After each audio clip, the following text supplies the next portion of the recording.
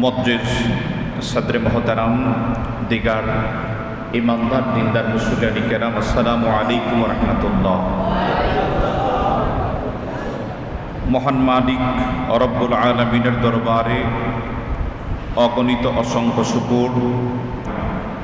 রব্বুল আলামিনের পদ্ধতি কদমে মাথা ঝুঁকিয়ে সিজদা দেওয়ার সুযোগ করে দিয়েছেন।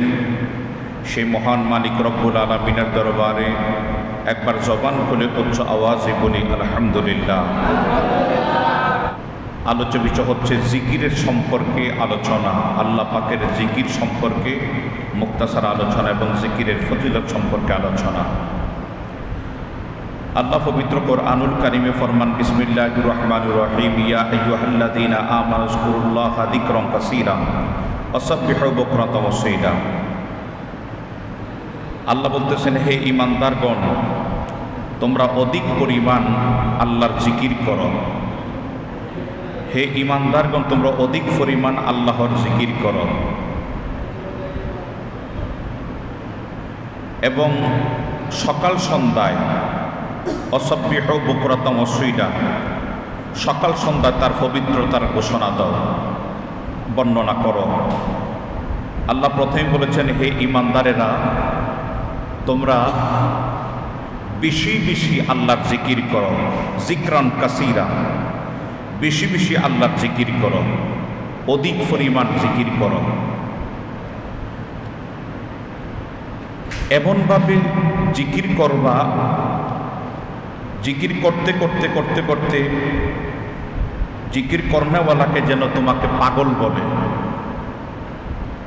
ওয়াকাদ ওয়ারাদা ফিল হাদিসিশ শরীফ, আকসিরু যিকরাল্লাহি হাত্তা ইয়াকুলুল মাজনুন।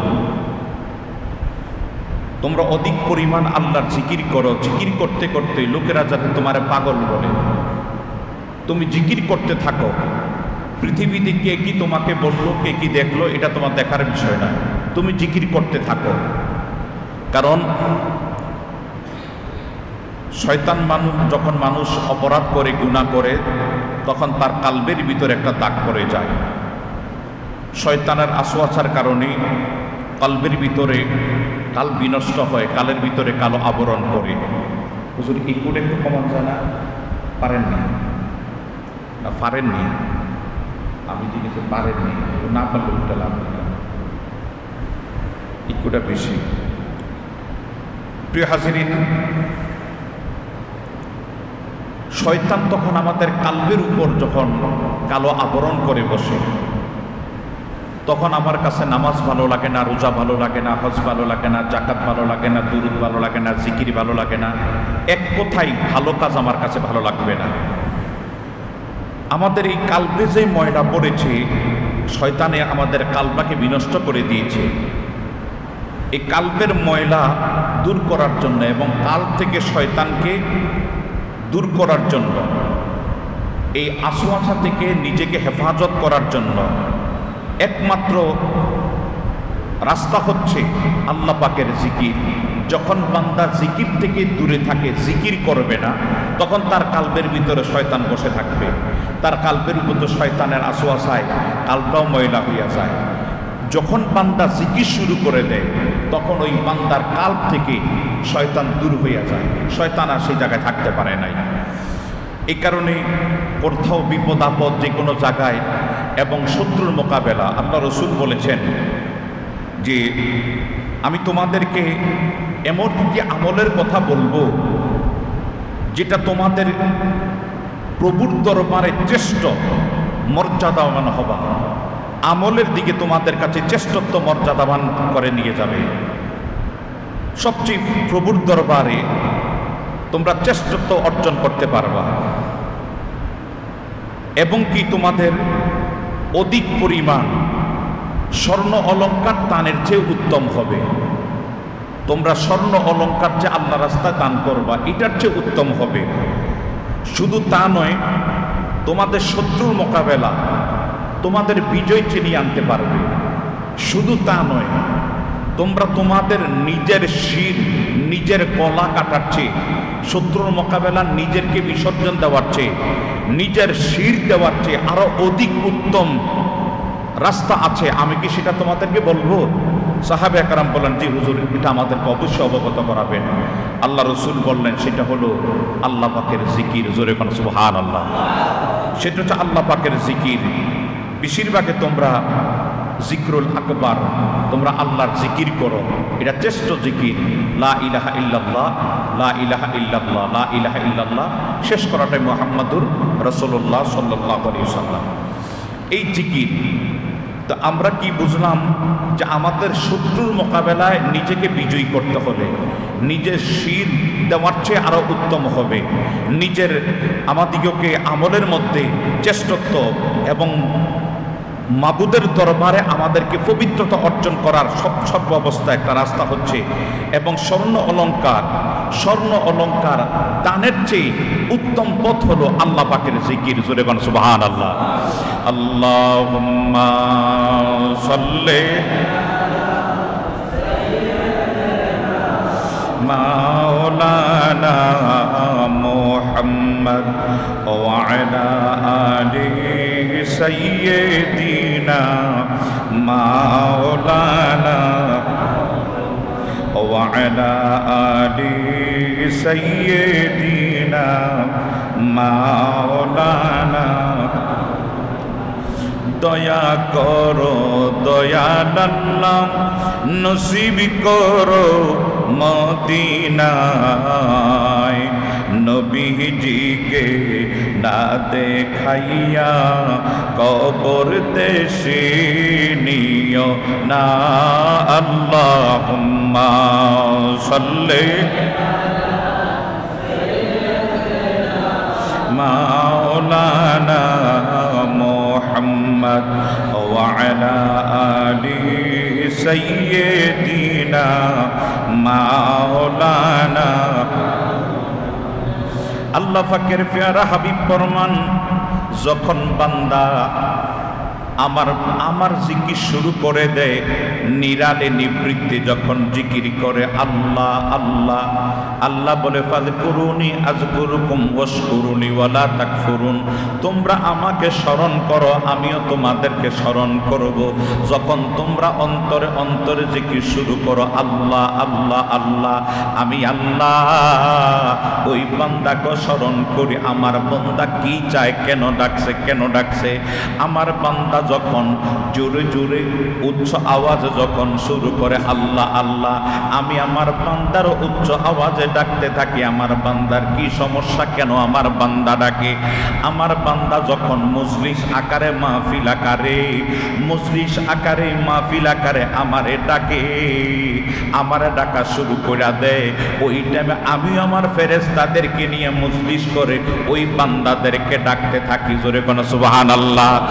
তার মানে এই নয় আমি ডাকি আল্লাহ আল্লাহ আল্লাহ বলে বান্দা বান্দা, এটা নয়। আমি যখন আল্লাহ বলি, আল্লাহ জিজ্ঞেস করে, বান্দা কেন ডাকছস, তোর কি সমস্যা, কি হাজত, কি কারণে আমারে ডাকছস বল। জোরে জোরে কোন সুবহানাল্লাহ। এইভাবে আল্লাহ বান্দাদেরকে ডাকতে থাকে, বান্দার কি সমস্যা। যখন বান্দা জিকির করে, ওই জিকিরের দ্বারা বান্দার কালগুল ময়লাগুলি দূর হইয়া যায়। যেমন আমরা লোহা কাঁসার ভিতরে যখন জংকার পড়ে, বা আগের দিনের মুরব্বী যারা আছেন তাদের মনে আছে, এক জাতির লাইট ছিল হেজেক লাইট, ফার্ম লাইট। এটা কেরোসিন দিয়ে একটা হেজেক লাইট, ফার্ম লাইট, একটা মেন্টেল থাকতো কাপড়ের। এটা যখন আমরা ফার্ম দিলে মেন্টেলটা ঠিক মতো জ্বলে, সাদা হইয়া যায়। সাদা হইয়া থাকলে আমি আপনারে দেখি, আপনি আমারে দেখেন। আর মেন্টেলটা যখন ময়লা হইয়া যায়, তখন আপনি আমারে দেখেন না, আমি আপনারে দেখি না, অন্ধকার হইয়া যায়। বাজানো তখন একটা লোক এই ফার্ম লাইটটারে নামাইয়া, হেজেক লাইটটারে নামাইয়া, অনেকক্ষণ পর্যন্ত ওয়াশারটারে যখন আপ ডাউন করে ফার্ম দেওয়ার পরে আস্তে করে কেরোসিনটা নিচের থেকে উপরে যাইয়া যেইভাবে ফোটায় ফরার দরকার, ওইভাবে যখন ফরার সঙ্গে সঙ্গে আস্তে করে মেন্টালটা পরিষ্কার হইয়া যায়। বাজি ও, আমি কথাটা বুঝাইবার জন্য বললাম, এই মেন্টাল যখন পরিষ্কার হয়ে যায়, আপনি আমারে দেখেন, আমি আপনারে দেখি। আর মেন্টাল যখন ময়লা হইয়া যায় তখন এটার ভিতরে আপনি আমারে দেখেন না, আমি আপনারে দেখি না, অন্ধকার হইয়া যায়। আমাদের কালবের ভিতর আমার আল্লাহ বাম স্তনের 2 আঙ্গুল নিচে এমন একটা মেন্টাল বানাইয়া দিছে, এমন একটা মেন্টাল তৈয়ার কইরা দিছে, সাদা গোস্তের টুকরা। এটাকে বলা হয় লতিফায়ে কালব। এই কালবটা যখন আমাদের ময়লা হইয়া যায়, ময়লা হইয়া যায়, ফামলাইতে না মেন্টাল পরিষ্কার করার জন্য, সাদা বানানোর জন্য ওয়াশার দিয়া ফাম দিলে পরিষ্কার হয়। তো আমাদের এই জায়গার মধ্যে কি মেন্টালটা পরিষ্কার করবেন, কিভাবে করবেন? ব্লিচিং পাউডার না ডাই ওয়াশে দিবেন, কিভাবে পরিষ্কার করবেন? ওই পরিষ্কার করার মতো একমাত্র রাস্তা হচ্ছে পরিষ্কার করনো। বাইহাকি শরীফের ভিতরে এসেছে পরিষ্কার করার জন্য একমাত্র রাস্তা হচ্ছে আল্লাহ পাকের জিকির। জোরে কোন সুবহানাল্লাহ। ওই বেশি বেশি যখন বান্দা জিকির শুরু কইরা দেয়, যখন বান্দা বেশি বেশি জিকির করে, জিকির করতে করতে তার এই ময়লাটা পরিষ্কার, ময়লাগুলি দূর হইয়া যায়। আমরা মাহফিলে মাহফিলে গজলের আকারে বলি, লোহা কাঁসা জংকার পড়লে পরিষ্কার হয়ে গোসলে মাজলে রে। ওই তোর মনের কয়লা দুধের দুইলে, ও তোর মনের কয়লা দুধের দুইলে পরিষ্কার তো হবে না। লোহারে লোহারে বানাইলারে কাঁসা সোনা। যেইভাবে লোহা কাঁসার মধ্যে ময়লা পড়লে এটা পরিষ্কার হয়, কিন্তু আমার কালবা যদি দুধের মধ্যে দুইলে পরিষ্কার হবে না। ওই কালবা, আমার এই কালবাকে পরিষ্কার করার জন্য, যেইভাবে মেন্টালটা পরিষ্কার করার জন্য একজন ওয়াসার দিয়া ফাম দিলে পরিষ্কার হয়, এইভাবে একজন শায়েক, একজন পীর, একজন মাশায়েকের প্রয়োজন। সে তোমার শিক্ষা দিবে, তুমি এইভাবে এইভাবে এইভাবে জিকির করে ইল্লাল্লাহর ধাক্কা যখন তোমার কালবের মধ্যে দিবা, লা ইলাহা ইল্লাল্লাহ, লা ইলাহা ইল্লাল্লাহ বলে যখন তোমার কালবের ভিতরে ধাক্কা দিবা, ওই ধাক্কা দিতে দিতে ওই পীর ও মুর্শিদের শায়েখ যখন আপনারে প্রেসক্রিপশন করে দেয়, বলে দেয়, তালিম দিয়া দেয়, ওজিফা বই দিয়া দেয়, এইভাবে এইভাবে জিকির করবা। ওই জিকির করতে করতে ওই বান্দার কালটা যখন পরিষ্কার হইয়া যায়, ওই বান্দার কালটা যখন পরিষ্কার হইয়া যায় রে, ওই বান্দা আল্লাহর দরবারে এমন একটা মর্যাদাবান হইয়া যায়। 11 দরবেশ বয়ে খাদে বমন্দে, 11 দরবেশ বয়ে খাদে বমন্দে, ফেরুদাসদার দো আলম আসবে সেন্দে। আইলে কায়ে তু জবাবে হর সওয়াল, আইলে কায়ে তু জবাবে হর সওয়াল, মুশকিলে আস্তু হাল সুদে বেকি লোকাল। ওই বান্দার মর্যাদা আল্লাহর দরবারে এমন হইয়া যায়, ওই বান্দা যদি এই জায়গার মধ্যে বসে, তার কাছে কেউ প্রশ্ন করার আগে তার প্রশ্নের জবাব সে দিতে পারে। আইলে কায়ে তু জবাবে হর সওয়াল, মুশকিলে আস্তু হাল সুদে বেকি লোকাল। যে কোনো বিপদ আপদে মুশকিলে সে উদ্ধার হতে পারে, উদ্ধার করতে পারে, এমন ক্ষমতা আল্লাহ তাকে দিয়া দেয়।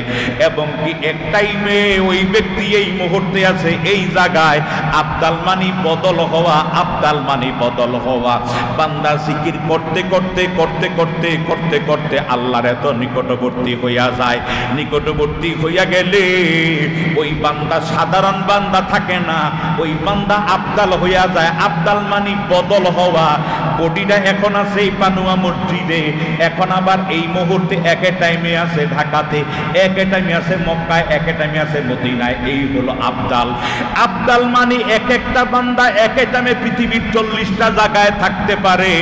বডিটা নিয়া এমন মর্যাদাবান হইয়া যায় জিকির করতে করতে, জিকির করতে করতে। ওই বান্দা জোরে কোন সুবহানাল্লাহ। আর এবং কি যেই কোনো জায়গায় তুমি জিহাদের মোকাবেলা, সাহাবায়ে কেরাম যখন জিহাদ করতেন, মুখের মধ্যে আল্লাহু আকবার জিকিরি থাকতো, আল্লাহু আকবারের জিকিরি থাকতো। বুখারী শরীফ কিতাবুল মাগাজিতে এসেছে, মুতার যুদ্ধের মধ্যে আমার মদিনার কামলিওয়ালা যখন আমার দয়াল নবী একটা চিঠি পাইলেন, চিঠি পাইয়া সাহাবায়ে কেরামদের জিজ্ঞাসা করলেন, সাহাবায়ে কেরাম মুতার ময়দানে 2 লক্ষ কাফের একত্রিত হয়েছে যুদ্ধ করার জন্য, আমরা সেখানে যুদ্ধ করতে যাব কিনা? সবাই বলে যাব। আমার নবীকে যারা সুস্থ আছে একটু গণনা করো। এবার গণনা করে পাইলেন মাত্র 3000। কয় হাজার? কাফের কয় লক্ষ? আমার কথা আপনারা বুঝেননি। কাফের কয় লক্ষ? 2 লক্ষ। কাফের হইল 2 লক্ষ, আর মুসলমান মাত্র 3000। সুবহানাল্লাহ বলেন না? 2 লক্ষ কাফের, মুসলমান মাত্র 3000। নবীজি বললেন তোমরা যাইবা? সাহাবায়ে কেরাম বলে হুজুর আমরা যাব, যদি বিজয় না হই, পরাজয় হইলে যদি আমরা সেখানে মরে যাই, তাহলে আমরা ওয়ালা তাকুলু লিমা ইয়াকতালু ফি সাবিলিল্লাহি আমওয়াত বাল আহইয়া ওয়ালাকিন লা তাশউরুন, আমরা শাহাদাতের নজরানা পান করব। আল্লাহ বলছেন যে এই শহীদদের ব্যাপারে তোমরা শহীদদেরকে মরণ বইলো না, শহীদদেরকে মরে গেছে বইলো না। ওয়ালা তাকুলু লিমা ইয়াকতালু ফি সাবিলিল্লাহি আমওয়াত, যারা আল্লাহর রাস্তায় কতল হয়ে গেছে, শহীদ হয়ে গেছে, মরে গেছে, তোমরা তাদেরকে মরে গেছে বলিও না, বাল আহইয়া, বরং তারা জিন্দা। ওয়ালাকিন লা তাশউরুন, তোমরা এই চোখে উপলব্ধি করতে পারো না, তারা যে জীবিত তোমরা এই চোখে বুঝো নাই, দেখো নাই। তারা ওয়ায়ুসাল্লুনা ইউরজাকুন, তারা দুনিয়াতে যেমন নামাজ পড়েছে, রিজিক পেয়েছে, তারা আপন আপন কবরে, আপন আপন মাজারে তারা রিজিকও পায়, খাবারও খায় এবং ইবাদত নামাজে মগ্ন। জোরে বলেন সুবহানাল্লাহ। তো বলছো হুজুর আমরা প্রয়োজনে শহীদ হব, তাও তো আমরা হতে পারি, আর নতুবা যদি বিজয় হই তাহলে আমরা গাজী হইয়া বিজয়ের বেশ আমরা আসবো। হুজুর দুইটার একটা, আমরা মানে তলোয়ার এই পিঠ গেল আমাদের লাভ, ওই পিঠ গেল লাভ, আমরা মরে গেল লাভ, বাঁচলো লাভ। জোরে বলেন সুবহানাল্লাহ। হুজুর আমরা যাব। নবীজি বললেন শোনো, কাফের তো হইল 2 লক্ষ। বলে হুজুর আমাদের কোনো সমস্যা নাই, আমাদের বড় একটা অস্ত্র আছে, সেটা হলো আল্লাহু আকবার। সুবহানাল্লাহ বলবেন না? আমাদের বড় একটা অস্ত্র আল্লাহু আকবার। কারণ নবীজি বলেছেন যে শত্রুর মোকাবেলা তোমাদের আপন শির দেওয়ার চেয়ে উত্তম হবে, তোমরা নিজের শির দেওয়ার চেয়ে উত্তম যদি আল্লাহর জিকির করো, ওই জিকিরের মধ্যে তোমাদের বিজয় চলে আসবে, তোমরা মর্যাদামান হতে পারবা, তোমাদের স্বর্ণ অলঙ্কার দেওয়ার চেয়ে বেশি উত্তম মর্যাদা হতে পারবা। তো এই হাদিস তাদের জানা আছে। এবার নবীজি বলেন আমি সেনাপতি নিযুক্ত করে দিই। তো নবীজি শেরে খোদা মাওলা আলীর আপন ভাই, নবীর আপন চাচাতো ভাই জাফর ইবনে আবু তালেব, ওকে নবী সেনাপতি নিযুক্ত করলেন। জোরে বলেন সুবহানাল্লাহ। জাফর ইবনে আবু তালেবের যার মাজার, এখনো যার মাজার থেকে কাছে গেলে মেশক আম্বরের ঘ্রাণ পাওয়া যায়। আরো জোরে বলেন সুবহানাল্লাহ। আমাদের শায়েখ আল্লামা শহীদ নুরুল ইসলাম ফারুক রহমতুল্লাহ আলাইহি, উনি সেখানে ভিডিও ক্যামেরা চ্যানেল আইয়ের মাধ্যমে উনি সেখানে সঙ্গে বলছিল যে এইখান থেকে ওনার মাজারের এই পাকা করা এটার মধ্যে শুনলে এখনো পর্যন্ত মেশক আম্বরের ঘ্রাণ পাওয়া যায়। জোরে বলেন সুবহানাল্লাহ। আরেকটা মহিলার কবর থেকে এখনো পর্যন্ত কিয়ামত পর্যন্ত মেশক আম্বরের ঘ্রাণ, যেটা পৃথিবীর সব মেশক আম্বর লাগাইলে এত সুন্দর ঘ্রাণ আসে নাই। সেটা হলো ফেরাউনের বাদী ছিল, একজন ফেরাউনের বান্দি। এই ফেরাউনের বান্দি সে বিসমিল্লাহ বলে চিরুনি উঠাইছে, বিসমিল্লাহির রহমানির রহিম বলে চিরুনি উঠাইছে। এই কথা ফেরাউনের কাছে চলে গেল যে আপনার নাম না নিয়া সে কোন আল্লাহর নাম নিয়ে সে চিরুনি উঠাইছে। ফেরাউন ওই বাদীকে লম্বা আলোচনা, ওই বাদীকে শুনে বললেন তোমার আল্লাহ তো আমি, তোমার রব তো আমি, আবার রবকে বলে না, তোমার আমার রব যিনি তিনি হলো আল্লাহ। জোরে বলেন সুবহানাল্লাহ। লাস্ট পর্যন্ত ওই বাদীর বাচ্চাদেরকে আগুনের ভিতরে একবার জ্বলন্ত তৈলের ভিতরে ঢেলে দিলেন, ওই বাদীকে বিবস্ত্র করে নিলেন, বিবস্ত্র করে তার উপরে গরম তেল আস্তে আস্তে করে ঢালা শুরু করে দিলেন। ওই বাদী ওই অবস্থার ভিতরে যখন তার কাপড়গুলি খোলা শুরু করে দিল, আল হায়া শুবাতু মিনাল ঈমান, লজ্জা ঈমানের অংশ। তো চিন্তা করলেন আরে এই মুহূর্তে নাকি আমি একবার ওরে খোদা মাইনা আমি রাতের বেলা পলায়ন করে চলে যাব, একবার খোদা মাইনা আমি আমার লজ্জাটা হেফাজত করি, এই জনসম্মুখে আমাকে বিবস্ত্র করবে। মহিলাদের সবচেয়ে বেশি একটা ছোট বাচ্চা দেখবেন, ছোট বাচ্চা তাকে আপনি বিবস্ত্র করতে পারবেন না, এই গোসল করবে না। আর বড় বড় পোলাপাইন দেখবেন ল্যাংটা হয়ে গোসল করে লাই, এমনি করে হুস্কুরি যা কত কিছু করে, বড় বড় পোলাপাইন হয়ে গেছে, যখন মুসলমানি করালে সে এরপর মাঝে মাঝে দুষ্টমি করে ল্যাংটা হয়ে যায়। কিন্তু একটা বাচ্চা মহিলা এখনো মাত্র হাঁটতে পারে না, সে প্যান্ট ছাড়া চলে না, কারণ মহিলাদেরকে আল্লাহ সৃষ্টি করেছেন লজ্জার ভূষণ দিয়ে। জোরে বলেন সুবহানাল্লাহ। মহিলাটা চিন্তা করে নাকি আমি একবার আল্লাহ বইলা ফালামু তো কমকাল, বাজে মাছের মতো হাড়গুলি কঙ্কাল হইয়া গেছে ছেলেদের গ্লাসগুলি। ওই টাইমে ছেলেরা কঙ্কাল হইয়া গেছে, ওই টাইমে ছেলেরা ওই কঙ্কাল লাশ থেকে একটা আওয়াজ দিল, মা জালেম রে খোদা মাইনো না, ও মা জালেম রে খোদা মাইনো না, মা তুমি দেখছো আমাদেরকে গরম তৈলের ভিতরে বাজি কইরা ফালাইছে জালেমে। মাগো মা আমরা তো মরি নাই। আল্লাহ বলেছে ওয়ালা তাকুলু লিমান ইউকতালু ফি সাবিলিল্লাহি আমওয়াত, যারা আল্লাহ রাস্তায় কতল হইয়া যায়, মরে যায়, তাদেরকে তোমরা মৃত বলিও না। জোরে কোন সুবহানাল্লাহ। মা জালেমরা দেখছে আমরা মরে গেছি, আমরা তো মরি নাই মা, আমরা হাউজে কাউসারের সাগর সাতরায়া আমরা পারে দাঁড়াইয়া রইছি, তুমি আইবা, তোমার এরিয়া আমরা একসাথে জান্নাতে যাব, তার আগে জান্নাতে কদম দিতাম না। তুমি যে আল্লাহরে আল্লাহ বইলা স্বীকার করছো মা, আর কোন কুলহু আল্লাহু আহাদ, আল্লাহ এক, আল্লাহর সঙ্গে কোনো অংশীদার বানাইও না।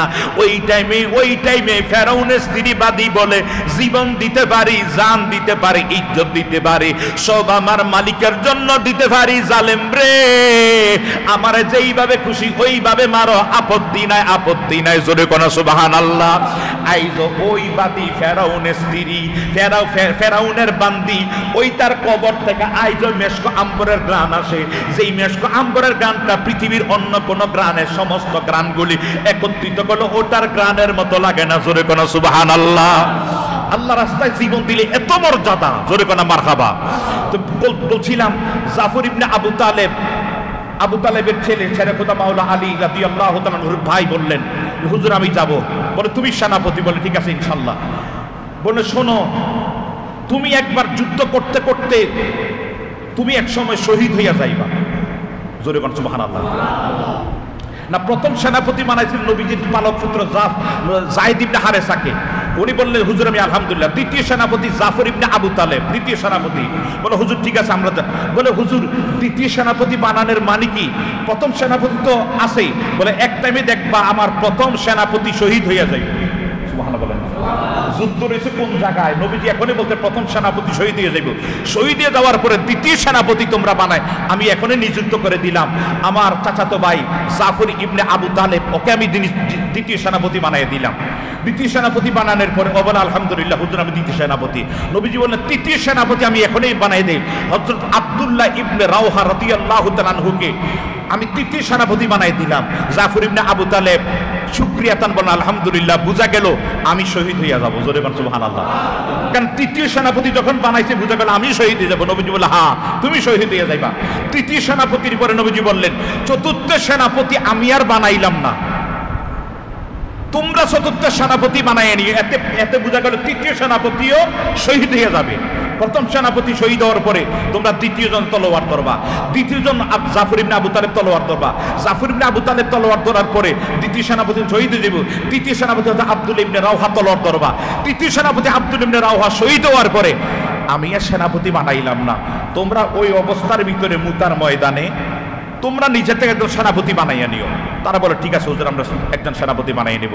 তবে তাদের মনটা একটু নরম হইয়া গেছে, মনটা স্বাভাবিক। নবী প্রথম সেনাপতি বানাই দিলেন, এটাও শহীদ হয়ে যাবে। যায়েদ ইবনে হারেসা উনি শহীদ হয়ে যাবে। দ্বিতীয় সেনাপতি জাফর ইবনে আবু তালেব উনি শহীদ হয়ে যাবে। তৃতীয় সেনাপতি আব্দুল ইবনে রাওহা উনি শহীদ হয়ে যাবে। তাহলে যুদ্ধের অবস্থান আবার 2 লক্ষ কাফের, মুসলমান 3000, সব দিক দিয়ে একটু শঙ্কিত। আবার নবীজি বলেন ইন্নী আরাউনা মা লা তারাউনা ইন্নী আসমাউ মা লা তাসমাউন। বুখারী। আমি যা দেখি তোমরা তা দেখো না, আমি যা শুনতেছি তোমরা তা শোনো না। তোমরা এক একজনের যা যা মনে মনে কল্পনা করো আমি তার কানে শুনতেছি, এবং তোমরা যা দেখতেছো তোমরা যা দেখো না আমি তা দেখতেছি। মুতার ময়দানে বিজয় মুসলমানদের নিশ্চিত। তোমরা টেনশন করিও না, এই 2 লক্ষ কাফেরের মোকাবেলা করে তোমরা বিজয়ের বেশে আমার মদিনাতে ফিরে আসবা, আমি আগাম ঘোষণা দিয়ে দিলাম। তখন তাদের স্পিরিট আরো বেড়ে গেছে। শহীদ যদি ওখানে 3 জন সেনাপতি, কেন সব সেনাপতি শহীদ হইয়া যাক, একটা মানুষ যদি বেঁচে না থাকে আমরা বিজয় হব। কারণ দয়াল নবী বলেছে আমরা বিজয় হব। সুবহানাল্লাহ বলবেন না? সুবহানাল্লাহ বলেন। আমরা বিজয় হব। নবীজি আগাম বলে দিলেন, ভবিষ্যৎবাণী করে দিলেন, গায়েবের খবর বলে দিলেন। এখানে আমরা নবীজিকে বলি গায়েবের খবর দাতা। অদৃশ্যের খবর দাতা। এ কথা নবীজি বলার পরে এবার সাহাবায়ে কেরাম চলে গেলেন যুদ্ধের ময়দানে। যুদ্ধের ময়দানে যাওয়ার পরে লম্বা আলোচনা। ঘরের মধ্যে যখন যাইয়া আপন আপন বিবির থেকে বিদায় নিচ্ছিলেন, জাফর ইবনে আবু তালেবের বিবি দুই হাত উঠে আল্লাহ, দুই হাত উঠাইয়া বলে নামাজের মুসল্লায় চোখের পানি ফালায় মাবুদ, আমার স্বামী দ্বিতীয় সেনাপতি হইয়া যাচ্ছে, আমার স্বামীরে তুমি বিজয় বানাইয়া, বিজয় করে গাজী বানাইয়া আমার স্বামীরে নিয়ে আসিও। এই কথা বলার আগে আগে জাফর ইবনে আবু তালেব তার মুখের মধ্যে দইরা কয়, বিবি নবীর দুয়ার বিরুদ্ধে দোয়া করিও না। বলে কি হইছে? বলে আমার দয়াল নবী মুতার ময়দানে দ্বিতীয় সেনাপতি আমারে বানাইছে, আমার পরে আরেকজন বানাইছে, তার মানে আমি শহীদ হয়ে যাব, আমি মুতার ময়দানে শহীদ হয়ে যাব নিশ্চিত। তুমি আমার গাজী বইল না, গাজী বইল না। জোরে কোন সুবহানাল্লাহ। আমদার বিবি কইলে কি করত? আমদার বিবি কইলে হাউমা করে কান্দা করে রাখা দিত। ওই টাইমে বিবি চোখের পানি বন্ধ কইরা একটা হাসি দিয়া কয়, আল্লাহ আমি বড় খুশি হইয়া গেলাম, খুশি হইয়া গেলাম। ময়দানে মাসরে বলতে পারবো আমি শহীদের স্ত্রী। দুনিয়া আমি গাজীর বিবি, এটা আমার বলার দরকার নাই। আমি ময়দানে মাসরে বলতে আমি শহীদের স্ত্রী, এটা আমি বলতে পারবো। এই উসিলায় আমার কোটি কোটি বছরের শান্তির ফয়সালা হয়ে যাবে। তারা সর্ব জায়গায় আখেরাত খুঁজতেন, সর্ব জায়গায় তারা আখেরাত খুঁজতেন। সুবহানাল্লাহ বলবেন না? সন্তান দাও, দুজন সন্তান, তারাও খুশিতে আত্মহারা। আলহামদুলিল্লাহ বাবা যাও। চিরতর এইভাবে লম্বা আলোচনা। সবাই আপন আপন পরিবার থেকে বিদায় নিয়ে চলে গেলেন মুতার ময়দানে। কাফের কয় লক্ষ মনে আসেনি? কাফের কয় লক্ষ আর মুসলমান কয় হাজার? যদি এদিকে পাথুরিয়াপাড়া যদি 2 লক্ষ মানুষ থাকে আর সুজানগর থেকে যদি মাত্র 3000 মানুষ এই কিলাকিলি শুরু করে, এই যখন দেখবো যে 2 লক্ষ ফু দিলে তো এরা উইরা যে গুম দিতে পারবো। এটা কথার কথা, কথা কোনটি কিনে বলেন? 2 লক্ষ ফু দিলে তারা উইরা গুমতি নদীর পড়বো, 2 লক্ষ মানুষ। কিন্তু মুসলমান এই চিন্তা নাই, কারণ আমাদের কাছে আছে নবীজির প্রেম, আল্লাহর জিকির, জিকরুল আকবার। জোরে কোন সুবহানাল্লাহ। নবীজি বলেছেন নিজের শির দেওয়ার চার উত্তম কাজ সেটা হলো আল্লাহর জিকির। তো সেটা দিয়ে শত্রুর মোকাবেলা করাচ্ছে, শত্রুর মোকাবেলার ভিতরে আমাদের বিজয় টেনে আনবে যেই জিকির, আমরা সেই জিকির আছে আর নবীজির ভালোবাসা আছে। নিয়ে গেল লম্বা আলোচনা যুদ্ধের ময়দানে নবীজির কথা মতো নবীজির কথা মতো যায়েদ ইবনে হারেসা শহীদ হয়ে গেলেন 1 নম্বরে। 2 নম্বরে জাফর ইবনে আবু তালেব শহীদ হয়ে গেলেন 2 নম্বরে। লম্বা নির্মমভাবে শহীদ হয়েছেন। ওনার প্রথম একটা ডাইন হাত কেটে ফেলাইছে, পরে বাম হাত কেটে ফেলাইছে। উনি দেখলেন তো যুদ্ধের পতাকা ধরার মতো কোনো রাস্তা নাই। উনি ওনার এই বুকের বাহুটা দিয়া পতাকাকে উত্তোলন করে হাত কেটে ফেলছে, বাকি হাতটুকু দিয়া উনি এই হাতটুকু দিয়া এইভাবে পতাকাকে ধরে রেখেছে। জোরে কোন সুবহানাল্লাহ। হাত কাইটা গেছে, কিন্তু যেটুকু হাত ছিল এতটুকু দিয়ে ধরে রাখছে, বাহুর সঙ্গে ধরে পতাকাকে উড্ডয়ন করে রাখছে যে আমার নবীজির পতাকা মাটিতে পড়তে দেব না। জোরে কোন সুবহানাল্লাহ। এরপরে কাফেররা ওনাকে যখন ওনাকে 2 পা কেটে দিয়েছে, 2 পা কেটে দেওয়ার পরে উনি মাটিতে পড়ে গেছেন। মাটির মধ্যে উনি পড়েও কামড় দিয়া, উনি মুখের মধ্যে কামড় দিয়া, সুবহানাল্লাহ বলবেন না?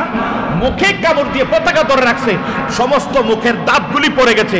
এই টাইমে যখন দেখেন ওনার প্রাণ পাখি চলে যাচ্ছে, নবীজি ছিলেন মদিনায়। নবী তখন এই টাইমে আলোচনা করতে সাহাবায়ে কেরামের সঙ্গে, যারা অসুস্থ দুর্বল সাহাবী ছিল তাদের সঙ্গে আলোচনা করার অবস্থা ছিলেন। এই টাইমে নবীজি উপরের দিকে তাকাইয়া জাফর ইবনে আবু তালেব মুতার ময়দানে এই মুহূর্তে তার প্রাণ পাখি ফেরেশতারা স্লোগান দিয়া প্রাণ পাখি নিয়ে যাচ্ছে। আজরাইল তাকে সম্মান সুযোগ ভাবে নিয়ে যাচ্ছে, আর জান্নাতি ফেরেশতারা তার জান্নাতি কাপড় ঢুকে যখন নিয়ে যাচ্ছে, নবীজি হঠাৎ করে উপরের দিকে তাকাই বলেন, ওয়ালাইকুমুস সালাম ইয়া জাফর ইবনে আবু তালেব। নবী রইলেন কই? মদিনায়। নবী রইলেন কই? যুদ্ধ হচ্ছে মুতার ময়দানে। নবী উপরের দিকে তাকায়, খাজুর পাতার মসজিদ, উপরের দিকে তাকায় ওয়ালাইকুমুস সালাম ইয়া জাফর ইবনে আবু তালেব কইয়া নবীজির গাল বায়া দাড়ি বায়া পানি পড়তেছে। জোরে কর সুবহানাল্লাহ। সাহাবায়ে কেরাম বলে, ইয়া রাসূলুল্লাহ আপনি কার সালামের জবাব নিলেন? আপনি উপরের দিকে তাকাইয়া সালামের জবাব নিয়ে ওয়ালাইকুমুস সালাম জাফর ইবনে আবু তালেব। জাফর ইবনে আবু তালেব তো বহু দূরে মুতার ময়দানে চলে গেছে, আপনি কার সালামের জবাব নিলেন? আমার নবীজি হু হু করে কাঁদতেছে, কথা বলতে পারে নাই। অনেকক্ষণ পরে করে নবীজিকে এদিকে বললেন, তোমরা কি জানো আমার জাফরকে? কারণ নবীজির বংশধর তো, সুবহান বলবেন না? সেটা কথা আলীর ভাই, যে আমার জাফর ইবনে আবু তালেবকে কিভাবে নির্মমভাবে শহীদ করে, তার দুইটা হাত নাই, পা নাই, বডির মধ্যে নির্মমভাবে আঘাত করেছে, দাঁতগুলি পড়ে গেছে, তারপর আমার নামের পতাকা সে নিচে পড়তে দেয় নাই। আল্লাহ তাকে দুইটা হাত নাই, আল্লাহ তাকে দুইটা পাখা দিয়েছে। এই জাফর ইবনে তাইয়ার পাখি, এই তাকে দুইটা পাখা দিয়েছে, এই পাখা দিয়ে সে উড়াল পেরা জান্নাতের দিকে রওনা দিয়েছে। দেওয়ার টাইমে আমাকে শেষবারের মতো বিদায়ী সালাম জানিয়েছে। ওই বিদায়ী সালাম আমি শুনেছি, তার জবাব দিয়েছি। সুবহান বলবেন না? আরো জোরে করেন সুবহানাল্লাহ। দেখেন আমার নবী শোনে কি শোনে না, জানে কি জানে না, দেখে কি দেখে না, এই ক্ষমতা দিয়েছেন কে? জোরে ক্ষমতা দিয়েছেন কে? আল্লাহ যদি ক্ষমতা দেয় আমাদের কোনো সমস্যা, আমাদের কোনো দুঃখ, বরঞ্চ আমাদের আরো নিজেকে গর্ববোধ করি এমন একজন নবীর আমরা উম্মত। আলহামদুলিল্লাহ বলেন না? এমন একজন নবীর আমরা উম্মত, আমাদেরকে গর্ববোধ করি এমন একজন নবীর আমরা উম্মত। শুধু যে কথাটা বলতেছিলাম, এবার দ্বিতীয় জন শহীদ, তৃতীয় জন হচ্ছে আব্দুল ইবনে রাওহা। উনিও তলোয়ার ধরলেন, দেওয়ার পরে উনিও বেশিক্ষণ টিকে থাকতে পারলেন না, উনিও শহীদ হইয়া গেলেন। শহীদ হয়ে যাবার পরে তারা বললেন, আমরা কাকে বানাবো সেনাপতি, কাকে বানাবো? এদিক ওদিক তাকাইয়া কারে বানাবো? হঠাৎ করে কয় খালিদ ইবনে ওয়ালিদ, তুমি আমাদের সেনাপতি। জোরে কোন সুবহানাল্লাহ। খালিদ ইবনে ওয়ালিদ ডাক দিয়া আমারে সেনাপতি বানাইও না, আমি মাত্র নতুন মুসলমান, ইসলামের পক্ষে প্রথম যুদ্ধ, আমি আর ইসলামের পক্ষে নতুন মুসলমান হইলাম, ইসলামের পক্ষে প্রথম যুদ্ধ, আমারে তুমি সেনাপতি বানাইও না। তারা কয় এখানে কথা বলার সময় নাই, যুদ্ধের মাঝখানে কথা বলার সময় নাই। ও খালিদ ইবনে ওয়ালিদ, আপনি আমাদের সেনাপতি। সেনাপতি বলার সঙ্গে সঙ্গে উনি সেনাপতির দায়িত্ব পালন করার আগে উনি আমারে কয়েকটা সেকেন্ড সময় দাও, আমি একটু 1 মিনিট সময় দাও বলে যান। উনি তলোয়ারটা এখনো পতাকা ধরে রাখলেন। উনি এই অবস্থার ভিতরে তাঁবুর মধ্যে গেলেন, হেলমেটের ভিতরে কি জানি ঢুকে আবার হেলমেটটা ফুইরা। সেনাবাহিনীর যুদ্ধ করতে গেলে আমাদের দেশে না, পুলিশরা যখন কোনো পার্টিকে, কোনো আওয়ামী লীগ, বিএনপি, বিভিন্ন বা রাজনীতি বিশৃঙ্খলা করলে এটা ফিটাইবার জন্য তারা আগে হাতের মধ্যে একটা ডাল নেয়, একটা প্লাস্টিকের ডাল নেয়, এরপরে মাথার মধ্যে একটা হেলমেট পরে, এবং আর্মিরাও দেখবেন মাথার মধ্যে একটা হেলমেট পরে। তো এরকম ভাবে যুদ্ধের সেনাপতি যে শিক্ষা দিচ্ছেন আমার মদিনাওয়ালা, জোরে কোন সুবহানাল্লাহ, এই মাথার মধ্যে হেলমেট উনি পরলেন, হেলমেটের নিচে কি জানে ঢুকাইলেন, ঢুকে এবার উনি যুদ্ধের মধ্যে চলে আসলো। এবার তখন যুদ্ধে চলে আসলো, খালিদ ইবনে ওয়ালিদ যুদ্ধ করতে যাইয়া এমন ভাবে উনি তলোয়ার চালাইতেছে, এমন ভাবে তলোয়ার চালায়। আপনারা যারা দা দিয়া কাজ করেন, দা অনেক দিন হইয়া গেলে ছুরি দিয়া দা দিয়া কাজ করতে দাঁড়া যখন চিকন হইয়া যায় তখন দাঁড়া অনেক সময় ভাঙ্গা যায়। উনি এমন ভাবে তলোয়ার দিয়া 2 লক্ষ কাফেরের মোকাবেলা ঢুকে গেলেন, এমন ভাবে চতুর্দিকে উনি কাটতেছে। এক তলোয়ার একটা ক্ষয় হইয়া গেছে, সিজ হইয়া গেছে, আর একটা হেল্প করার মতো তলোয়ার দেওয়ার মতো লোক আবার পেছনে মজুদ থাকে, আর একটা তলোয়ার দিলেন। ওই তলোয়ারটা দিয়ে কাটতে তলোয়ার সিজ হইয়া ভাঙ্গা গেছে, আর একটা তলোয়ার দিলেন, 3 নাম্বারটা ভাঙ্গা গেল, আবার আর একটা তলোয়ার দিলেন, 4 নাম্বারটাও কাটতে ভেঙে গেল, আর একটা তলোয়ার দিলেন, 5 নাম্বারটাও কাটতে ভেঙে গেল, আর একটা তলোয়ার দিলেন, 6 নাম্বারটা ভেঙে গেল, আর একটা তলোয়ার দিলেন, 7 নাম্বার ভেঙে গেল, আর একটা তলোয়ার দিয়ে 8 নাম্বারটা ভেঙে গেছে। জোরে কোন সুবহানাল্লাহ। কাফের কয় লক্ষ? কথা বলেন না। আর মুসলমান মাত্র 3000। এই অবস্থার ভিতরে খালিদ ইবনে ওয়ালিদ এরকম ভাবে তলোয়ার চালাইতে 2 লক্ষ কাফের ছিন্ন বিচ্ছিন্ন হইয়া গেছে। কে যার জীবন আছে, কে কোন দেফা রক্তের বন্যা হইয়া গেছে। খালিদ ইবনে ওয়ালিদ কয়, কাফেররা রে আয় সামনে আয়, আর কোনো নাই কাফের সামনে নাই, সব কাফের যারা বেঁচে ছিল পলায়ন করলো, মুসলমানের বিজয় চলে আসে। আমার মদিনার কামলিওয়ালা মসজিদে নববীতে চোখ বেজা কান্না নিয়ে হঠাৎ করে নবীজি হাসতে হাসতে বললেন, চিন্তা করো না, মুসলমানের বিজয় হইয়া গেছে। আমার নবীজি কয়, তোমরা যারা সুস্থ আছো এখনো মোটামুটি, তাদেরকে সুস্থতা সেবা দেওয়ার জন্য রেডি হইয়া যাও। এখন তারা যখন আসলেন, আসার পরে তাদেরকে সেবা দিলেন। 17 দিন পরে একটা অনুষ্ঠান, 17 দিন পরে এই ব্যাপারে একটা বসলেন, একটা সাহাবাই কেরাম সবাইকে নিয়ে একটা অনুষ্ঠান হলো। সবাই বলে, ইয়া রাসূলুল্লাহ, আপনাকে একটা বিষয় জানতে চাই। বলে কি? বলে আপনি 3 জন সেনাপতি বানিয়ে দিলেন, 3 জন সেনাপতি ময়দানে তারা শহীদ হইয়া গেল, আমরা যারে বানাইলাম ওনার তলোয়ারের সামনে কেউ দাঁড়াইতে পারে নাই। খালেদ এত শক্তি কোথায় পাইল একটু জানতে চাই। খালেদ বিন ওয়ালিদ দাঁড়ায় কয়, ইয়া রাসূলুল্লাহ, আমি বলবো না আপনি বলবেন। সুবহানাল্লাহ বলেন না হুজুর, আমি বলবো না আপনি বলেন। খালেদ ইবনে ওয়ালিদ কারণ শুনছে যে মুতার ময়দানে সমস্ত চিত্রগুলি নবী এখান থেকে দেখছে, তাহলে আমি কি করছি এটা তো নবী জানে। আমার নবীকে তোমার মুখ দিয়ে বলো, জোরে কোন সুবহানাল্লাহ। খালেদ বিন ওয়ালিদ দাঁড়াইয়া কয়, হুজুর যখন আমারে নতুন সেনাপতি বানাইলো, 4 নম্বরের সেনাপতি বানাইলো, আমি নতুন মুসলমান, প্রথম ইসলামের পক্ষে প্রথম যুদ্ধ, তার আগে আমি বেঈমান ছিলাম, প্রথম মুসলমান হওয়ার পর ইসলামের পক্ষে প্রথম যুদ্ধ, তারা আমারে যখন সেনাপতি বানাইলো আমি কি নিয়ে সেনাপতির দায়িত্ব পালন করব। হঠাৎ করে আমার একটা কথা মনে পড়ে গেছে, আপনি একদিন মসজিদে নববীতে এখানে দাঁড়ায় সাক্ষী বানাইতেছেন, যখন দাঁড়ায় তাকে খুশিরা যখন দিচ্ছিলেন, তখন আপনার চুল মুবারক বাবরি চুলতে একটা চুল সিরা যাইয়া আপনার পেছন দিয়ে দুবার পেছনের নিচে যখন পড়ছে, আমি আপনার পাগড়ি বাঁধারা দেখতেছিলাম, হঠাৎ করে আপনার ওই চুল মুবারকটা আমি আইনা আমি হাতের মধ্যে রাইখা দিছি। কথাটা কি বুঝাইতে পারছি? পেছন দিকটা চুলটাকে চুল মুবারক আমি হাতের মধ্যে রেখে এটা চুমা দিয়া এটা রাইখা দিছি।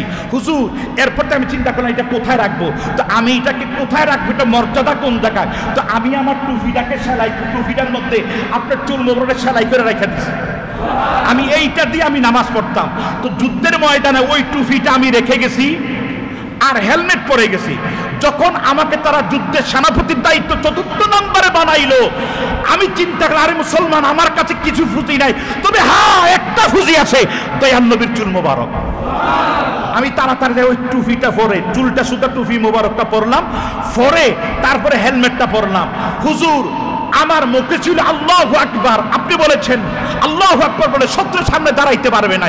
হুজুর একটা ছিল আমার চুল আর একটা মুখে ছিল আল্লাহু আকবার। আমার নবীজি প্রমাণ যে তুমি ওখানে এত শক্তি পাইলা বলে, হুজুর চুলটা যখন আমি মাথায় নিলাম তার আগে তো আমি অন্যান্য সেনাপতির দায়িত্বে আমি যুদ্ধ করেছিলাম, আমার কাছে দুর্বল লাগছে। চুল মুবারকটা যখন মাথার মধ্যে নিয়ে আল্লাহু আকবার শুরু করে দিলাম, হুজুর আমার থেকে 2 লক্ষ কেন 2 কোটি কাফের যদি আমার একা সামনে দাঁড়ায়, আমার 1 ঘন্টা সময় লাগবে ওদের বিশ্বাস করতে। আমার তো এমন শক্তি লেগেছে, ইয়া আইয়ুহান নাস ক্বাদ জাআকুম বুরহানুম মির রাব্বিকুম ওয়া আনজালনা ইলাইকুম নূরাম মুবিনা। হে মানব জাতি, এই মাত্র তোমাদের নিকট হতে রবের পক্ষ থেকে দলিল এসেছে, মুজিজা। আমার নবীর সমস্ত কিছু ছিল মুজিজা। জোরে বলেন সুবহানাল্লাহ। আমার নবীজি বলেন, খালেদ তুমি শুধু খালেদ না, তুমি খালেদ সাইফুল্লাহ। তুমি খালেদ সাইফুল্লাহ মানে আল্লাহর তলোয়ার। মুতার ময়দানে সে 8টা তলোয়ার ভাঙছে, আবার কোথাও মতান্তর আছে 10টা তলোয়ার। তো আমি নিচেরটাই বললাম, 8 থেকে 10টা তলোয়ার যিনি ভাঙছেন ওনার নাম খালিদ ইবনে ওয়ালিদ। তো ওনার একটা ছিল নবীজির চুল মুবারক, আর একটা ছিল আল্লাহু আকবার স্লোগান। জোরে করছে সুবহানাল্লাহ। প্রিয় হাজিরিন, আমাদের কাছে তো নবীজির চুল মুবারক নাই, কিন্তু আমাদের কাছে তো আল্লাহু আকবার এটা তো আছে। কথা কোনটা কিনা বলেন? যেই কোনো বিপদ হবে আল্লাহু আকবার ধ্বনি দিবেন, দেখবেন বিপদের সময় সাহায্য চলে আসবে। আল্লাহ পাক যেন আমাদের বেশি বেশি জিকির করার তৌফিক দিক। আরো জোরে বলেন আমিন। আপনাকে ফানুয়ার জিকির করে, শাহপুরে জিকির করে, ভান্ডারে জিকির করে, অমুকে করে, হমুকে করে, বা কেউ গোপনে করেন, বৈশাখ করেন, আল্লাহ করেন, আপনি তসবিহ করতেছেন বা গোপনে পড়েন। কে কি বললো, কে কি দেখলো, এটা আপনার দেখার বিষয় না। আপনার কাজ আপনি করতে থাকেন, আপনার কাজ আপনি করতে থাকেন। দুনিয়ার মানুষ আপনাকে পাগল বলুক, দুনিয়ার মানুষ আপনাকে যা খুশি তা বলুক, কারণ নবীজি বলেছেন আকসিরু যিকরাল্লাহি যিকরাল হাত্তা ইয়াকুলুল মাজনুন। তুমি এমন ভাবে জিকির করতে থাকো মানুষ যাতে তোমার পাগল বলে, এমন ভাবে জিকির করো মানুষ তোমার পাগল বলে, আরে পাগল হয়ে গেছে নাকি, এমন জিকির করো, হ্যাঁ তোমার পাগল বলো। তুমি এমন ভাবে জিকির করো মানুষ যেন তোমার পাগল বলে। সুবহান বলবেন না? আপনার জিকির আপনি করতে থাকেন, কেউ দেখার বিষয়। নবীজি বলেছেন তুমি পাগলের মতো জিকির। আবার তুমি মানুষকে দেখানোর জন্য জিকির করো না, যে আমি জিকির করে সবাই আমারে দেখ, আমারে পাগল কোক, এটা না। তুমি জিকির করতে থাকো পৃথিবীর কাউকে না, আল্লাহ সন্তোষ, আল্লাহ রসুলের মহাব্বতে জিকির করতে থাকো। মানুষ তোমার এত পাগল বলো আর ভালো বলো খারাপ বলো তোমার কিছু আসে যায় না। আল্লাহ তার দরবারে তুমি মর্যাদা চলে যাবা। আল্লাহ পাক যেন বুঝার মতো কবুল করো। সবাই বলে আমিন।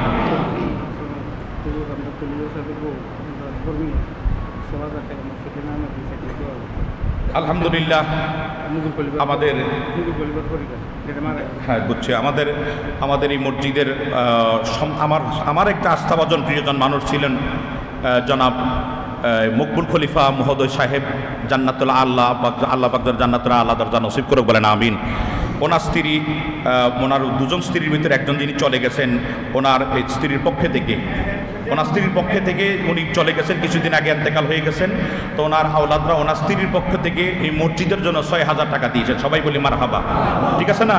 ওনার আওলাদরা ওনার জন্য 6,000 টাকা দিয়েছে নাকি? আল্লাহ পাক জন্য দানটা কবুল করুক, বলেন আমিন। তবে আসলে এই দানটুকু পাইলে আমরা খুশি হই, কারণ মসজিদের কাজ দোতলাতে। আমরা কিছুদিন আগে গত মনে 4-5 দিন আগে হঠাৎ করে একটা ঠাডা বিজলি পড়ছিল। এই পড়ার সঙ্গে সঙ্গে 18টা ফ্যান নেই, 14টা ফ্যান নষ্ট হয়ে গেছে, 14টা ফ্যান নষ্ট হয়ে গেছে। তো 10টা ফ্যান ঠিক করছে। আর এক ভদ্রলোক, উনি আমাদের এখানে নামাজ পড়তে আসে, আলহামদুলিল্লাহ। তো নামাজ পড়তে আসে মেহমান, আল্লাহ কবুল করুক, ওনার পরিচয় আমাদের বলার প্রয়োজন নাই। তো উনি খুশি হইয়া উনি বলছে, ওদের বাঙ্গা ফ্যান পুরানটি নষ্ট হয়ে আমরা দিয়ে দেন, আর আমি বিয়ার নতুন 4টা ফ্যান দিয়ে দেবো। আলহামদুলিল্লাহ বলেন না? তো এই হলো, আল্লাহ ব্যবস্থা করে দেয়। ব্যবস্থা করবে কে? ব্যবস্থা করবে কে? ঘর যাহার ব্যবস্থা হবে তার। তো একটা মাধ্যম লাগে, তো একটা মাধ্যম। তো আপনারা যারা ওয়াদা করেছিলেন এই বাকি মসজিদের টাইলসগুলির ব্যবস্থা করবেন, আমরা মাঝে মাঝে দেখি জুমার দিনে আলহামদুলিল্লাহ আমাদের মুসল্লি এখানে হয়, মাঠের মধ্যে হয়, তেরফাল বিছিয়ে রাখছে। যদি এখন একটু বৃষ্টি হয় তাহলে এই মুসল্লিরা কোথায় যাবে? আমরা কিভাবে নামাজ ওদের কিনা পড়বো বলেন? আমরা কি ওদেরকে 4 নামাজ পড়তে পারবো? পারবো না। তো কিভাবে ওদের কিনে নামাজ পড়বো? এই কারণেই আমাদের যারা ওয়াদা করেছিলেন, টাকা পয়সা যারা ওয়াদা করেছিলেন, যদি টাকা জিন্দাবাদ করে যে টাকা পয়সা রাইখেই দেন, তাহলে তো আমরা কিয়ামতের আগ পর্যন্ত কাজগুলি ঠিকমতো করাইতে পারবো না। আপনারা দয়া করে আপনাদের কাছে যে যার যার টাকা পয়সা আছে, ওয়াদাকৃত যে টাকা পয়সাগুলি আছে, গত জুমায়ও আমি আর তার আগের জুমায় বলছিলাম, আপনারা দয়া করে টাকা পয়সা দিয়ে দিলে ইনশাল্লাহ আমাদের মসজিদের কাজটা ত্বরান্বিত হবে। আল্লাহ পাক যেন কবুল করুক, সবাই বলি আমিন। আরও জোরে বলি আমিন। এখন যারা সুন্নত করেন নাই তারা 4 রাকাত কাবলা সুন্নত আদায় করে নেন। গত জুমা মসজিদে